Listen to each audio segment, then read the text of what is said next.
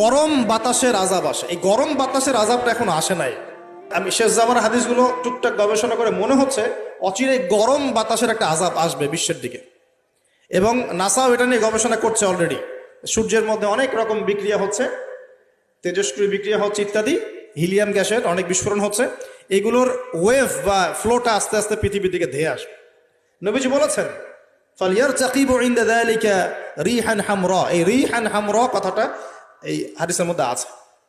তিরমিজির 2211 নম্বর হাদিস এটা আছে। গরম বাতাস ধেয়ে আসবে পৃথিবীর দিকে, গরম বাতাসের আযাব।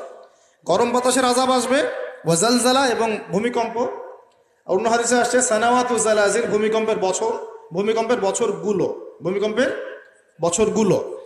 আর আসছে মুতানুন শাদীদ, বড় মহামারী।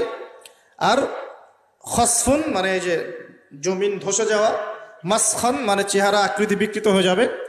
আর কযফান একটা আছে, কযফান মানে পাথরের বৃষ্টি বর্ষিত হবে। এই আযাবগুলো কখন আসে? এই পাপগুলোতে মানুষ যখন লিপ্ত হয়। আর আমাকে বলেন দেখি, এই পাপগুলোতে আমরা কম বেশি লিপ্ত আছি কি নাই?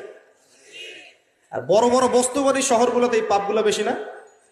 এখানে মানুষ ওই হাদিসের উপর আমল করছে। এখন কোন হাদিস?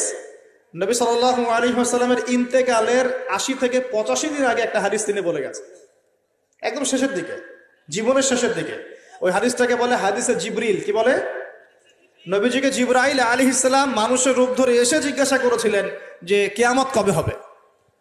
নবীজিকে জিবরাইল আলাইহিস সালাম মানুষের রূপ ধরে সবার সামনে জনসমক্ষে এসে জিজ্ঞাসা করেছেন কিয়ামত কবে হবে।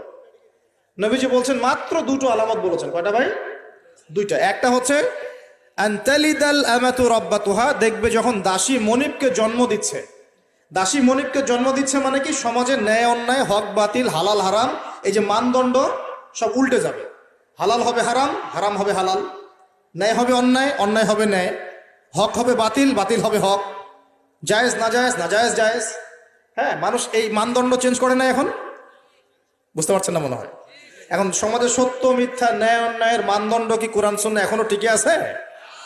এখন মানুষ নিজে যেটা ন্যায় মনে করে সেটাই ন্যায়, নিজে যেটাকে অন্যায় মনে করে সেটা অন্যায়, নিজে যেটাকে ভালো মনে করে সেটা ভালো, নিজে যেটাকে খারাপ মনে করে সেটা খারাপ।